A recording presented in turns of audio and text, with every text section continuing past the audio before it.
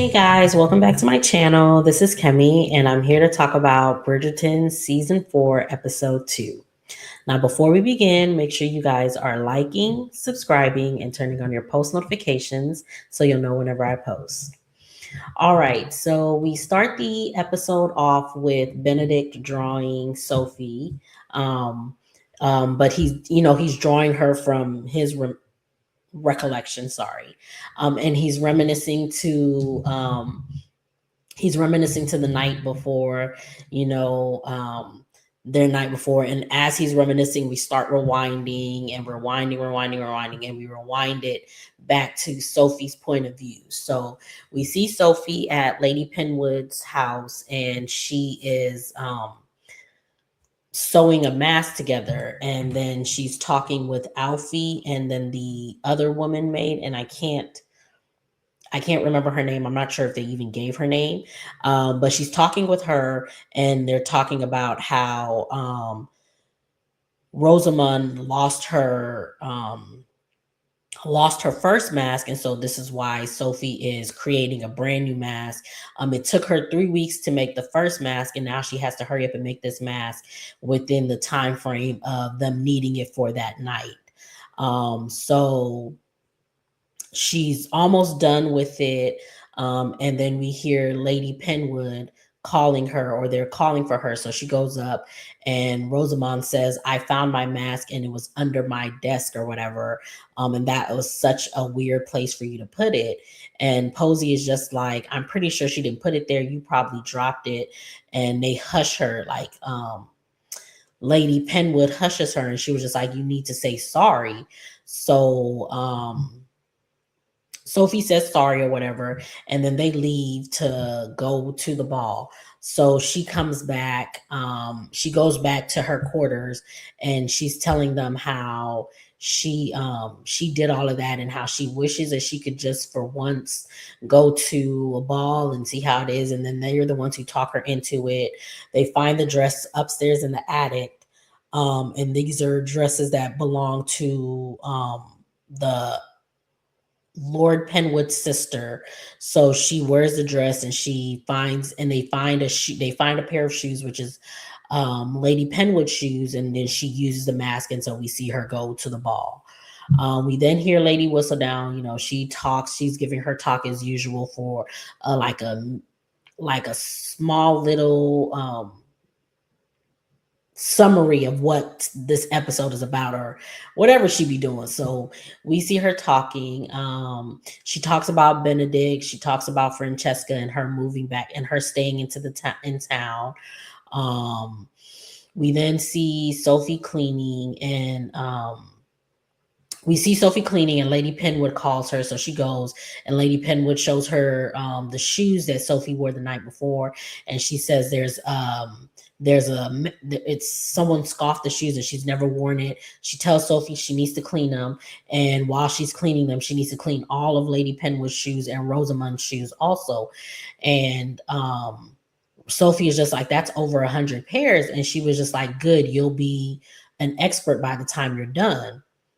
I was just like, this girl.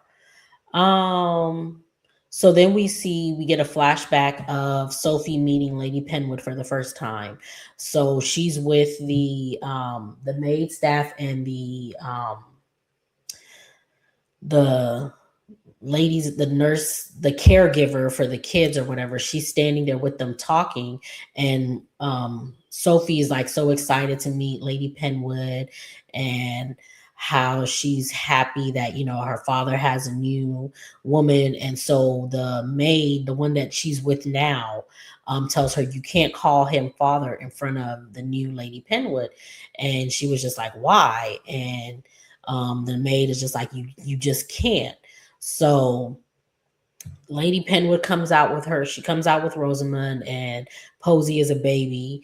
And so not Earl, but Lord Penwood is introducing Lady Penwood to everybody. She sees Sophie, and she's like, oh, well, who's this beautiful little girl? And he goes, this is my ward. And in that moment, it clicks to her, this is your outside child. Okay, so she gets upset, And from that moment on, she doesn't like Sophie. So we then see we come back to present day, and Sophie is pissed that she has to clean all the shoes. And she, she goes back to her quarters, and she's like pissed off, and the other two servants are like trying to figure out what's wrong with her, because she's like, she's she's more this is more than what she normally does when she's upset, because she's been upset by Lady Penwood before, but this is different. So she goes ahead and tells them about her meeting a guy, and it's Benedict. But she promises them not to say anything or to speak of it again, so they don't. We see Lady Danbury, and she's with Queen Charlotte, and they're playing a game of chess, and Lady Danbury wants to talk to her about, well, no, she's ignoring her because she's pissed, because she was just like, girl, I'm trying to leave, and like, so one of the queen's ladies in waiting comes in, and we find out that she's pregnant, and she wants to take time off until she's had the baby, and then she'll come back once she's had the baby. So the queen says, sure, you can take the time off, just know that it's permanent. So she fires her. So she leaves, and then Lady Agatha is just like, she's pissed. Um, she's pissed because she was just like, oh, it's so nice of you to let her leave. And the queen is just like, hmm. And so Lady Danbury leaves, Agatha, she leaves or whatever. So we see Violet and Eloise, and they're walking in the ton. And Ella's saying that, oh, no one is looking at her. So maybe she, none of the suitors want to see her. Da, da, da, da, da. And Violet is just like, well, if you think that's so true, then why don't you smile at one of them? So she smiles at one of the guys, and then all of the guys start smiling back at her. And so Violet starts laughing, like, yeah, that's what you thought. So then they get stopped in their tracks because they see Benedict coming up, coming down or whatever. And he says that he wants to be Eloise's chaperone. And Violet sees Marcus, so she was just like, okay, fine. So she leaves them to do whatever, and then she walks to go talk to Marcus. So Eloise is just like, do you really want to be my chaperone? She was just like, he was like, of course not. I need your help. So they go to Penelope, and he tells her about the lady and him having the glove or whatever. And he was just like, can you send a message to her through Whistledown? And Penelope was just like, okay, I can, but I can't give out a lot of information, because one, she was on the terrace alone with the man, and the man that she was with is a noticeable rake. And she can't mention the costume. She really can't mention a lot. She just has to, she can mention something but not a lot or whatever. And he was just like, okay. And Penelope was just like, you're going to be bombarded with a lot of mamas, and the queen is, she may not be happy. And he was just like, I can handle it. And he was just like, well, maybe not really, but do it anyways. So the ton gets the new whistle down, and it's where what's it called? Penelope, she puts out the little filler, she puts out the little filler for Benedict, and then we see a montage of him going to different balls and different events, talking to all the Debs, because he's trying to find his Deb or whatever. Um, let's see. Uh, oh yeah, so we see the ladies. Let's see, Violet's at home.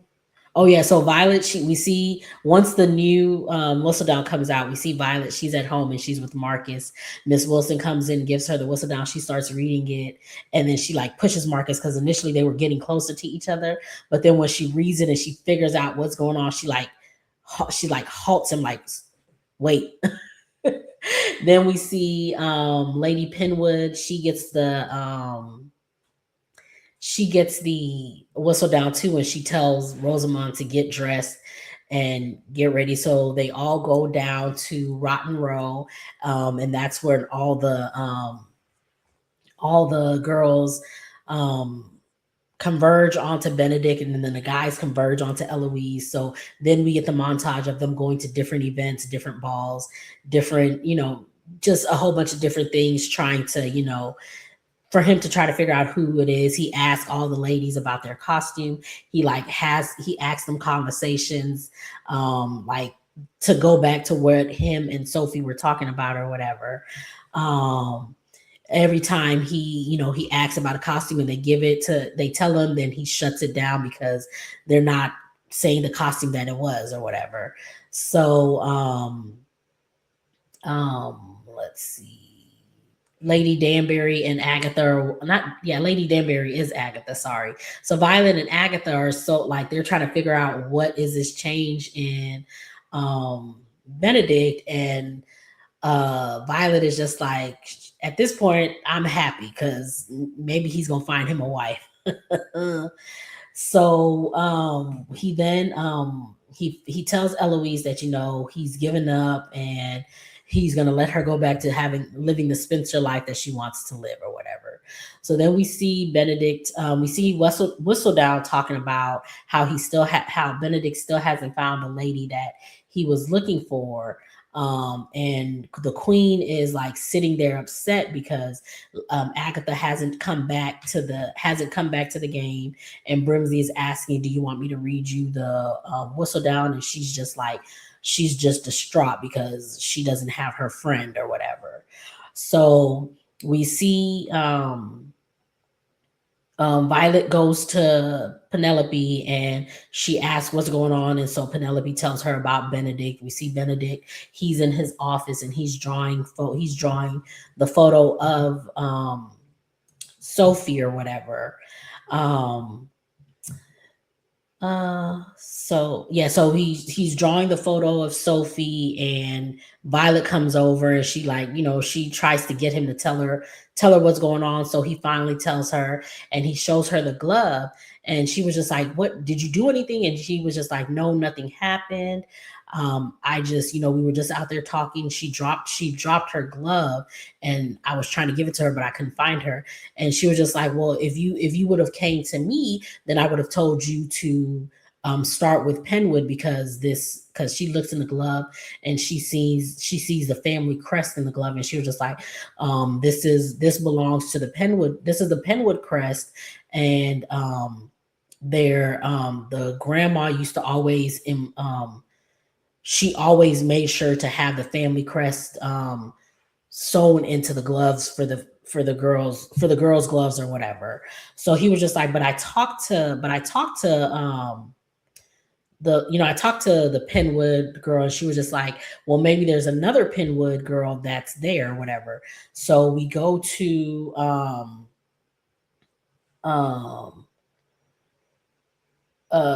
so we go to Sophie, and she's looking at the glove, and she has a flashback to when she was younger. We see her with her father, and he's asking her why she isn't in the lessons, and she tells him that Lady Penwood, Miss Lee, told her that she doesn't need to be in any more of the sessions or whatever. And he she asked about her mother and how she died, and he tells her, "I'll always take care of you." So she comes back to present day, and Posey comes in telling her that she has a gentleman caller. She has a suitor coming, so Sophie gets her ready. So she walks her to the sitting room, and as she's walking to leave, she hears Benedict. So she stands at the door and she's looking she's looking at Benedict, and Benedict is, talking to Posey, and they're having like a good conversation. He's being real nice to her or whatever. Alfie comes up behind her and tells her, he's looking for you, because they had read Whistledown, and they had told her already that, he was talking about her or whatever. So he was just like, "He's looking for you. Just go in there, tell him." And she's like debating on if she should, and she finally decides not to. And when she walks away, Benedict just happens to look up and see her or whatever. So he asks Posey what her costume was, and she tells him, And he was just like, oh, and then he was just like, oh, or do you have any other ladies that may be here? And Lady Penwood says, no, it's just us. And then she has this look in her eye or whatever. Um, so then we see, let's see. So Benedict, Sophie goes back to work. We see after Benedict has asked him that, he walks out and he's going to his carriage, and Lady Penwood, Posey, and Rosamund are at the window looking at him, and they see the glove, and Lady Penwood realizes she knows who that glove belongs to. So, and she has a flashback to Sophie bumping into her at the party. So we then see the queen. She isn't being herself, and again, she's really just like down or whatever. So Brimsley goes and talks to Agatha, and he tries to talk her into coming back because she's the only friend that the queen has. So we see Sophie, she's cleaning, and Lady Penwood comes in and she makes Sophie put on the shoes. And she's like, oh, it's a perfect fit. And she was just like, it matches the dress that I found under your bed. And she was just like, so she confronts her about going to the ball. Sophie tells her, okay, fine, go ahead and punish me, since that's, go ahead and punish me, whatever. And Lady Penwood tells her there's no punishment. There's no punishment for theft. There's no punishment for her for theft and her trying to be above her station when she's not. Lady Penwood tells her this was never her home, and she has suffered enough with her under her roof. Sophie tells her, how have you suffered? I'm the one who suffered, with no wages, no complaints. Like, I've been doing all of this for you. Lady Penwood tells her, I protected you. I protected you. And Sophie was just like, why did you keep me here? Like, when my father died. And she was just like, don't ever call him that. And she was like, you were his heir. And Lady Penwood's mistake was helping her. So she fires her and tells her that she will never work in Mayfair again. She'll make sure of it. So Armoretta calls her by her name, and she's just like, Araminta, that's how you say it, I think. And our Lady Penwood was just like, you forgot who you was. So Sophie, she was just like, don't forget, like, basically, girl, who you think you is calling me by my name? So Sophie goes to her room. She packs up all her stuff. She sees the glove. She was going to leave it behind, but then she decides to take it. So the remaining staff say goodbye to her, and they give her some money to help her. And then she's hugging Alfie, and Alfie is just like, don't say anything. I want to stay angry. So we see Posey running down the stairs. She comes to her and she gives her something folded up, and she's just like, don't open it yet. She tries to hug her, and then Rosamond comes down, and she, makes a little snark at her, and then she tells her good luck sarcastically. So Sophie leaves the house. She opens up the gift that she opens up what Posey gave her, and it's some jewelry, and she's just like, oh, Posey. So she wants to go back to give it, but then give it back to them, but she decides, yeah, nah, I'm taking it. So she leaves. We see Benedict. He's sad. He's at home, and he's sad that he still hasn't found the glove lady. And Violet is looking at him, like, on the other side or whatever. And she feels bad for him. So we see Agatha. She shows up at the queen's house, and she apologizes to the queen she apologizes to the queen for having been around. The queen accepts it, and then they start to play the chess match, and the queen wants. So then the queen asks, she asks her, why do you want to leave me? And Lady Danbury, Agatha is just like, I want to go to my homeland. Like, I just want to go home. Like, I've lived my life away from my homeland. I've lived my life away from my family. I just want to go back home. I've been here all my life. I just want to go. And the queen, she was just like, I'm your queen. Um, oh no, and the queen was just like, well, I forbid you. And Agatha is just like, you can't forbid me if we're friends. And the queen was just like, well, I am your queen. Sorry. The queen is just like, I am your queen. And Lady Danbury says, okay, so then I'm just your subject.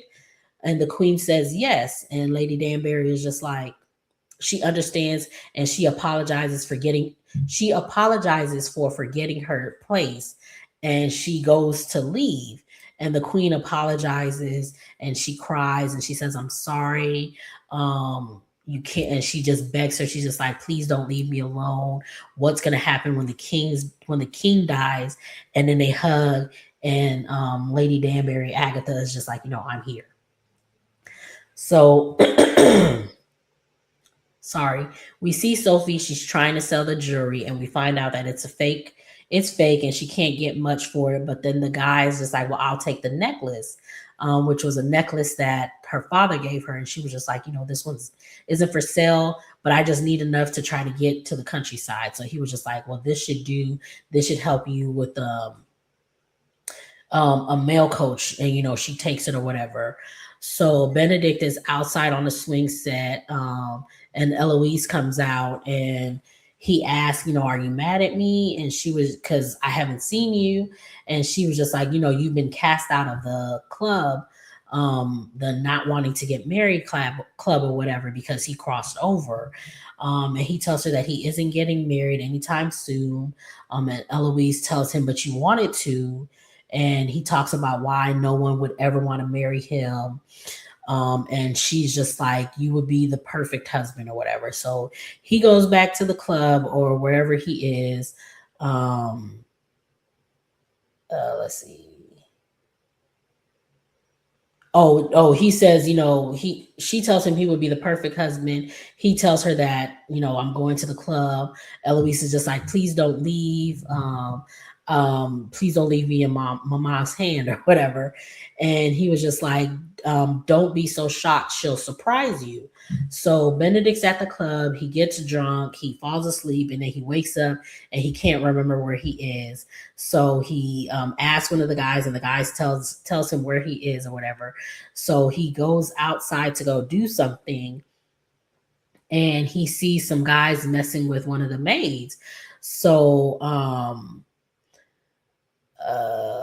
we see some guys, like one of the guys like grabs one of the maids, like hits her on her butt or whatever, and the maid just walks away or whatever.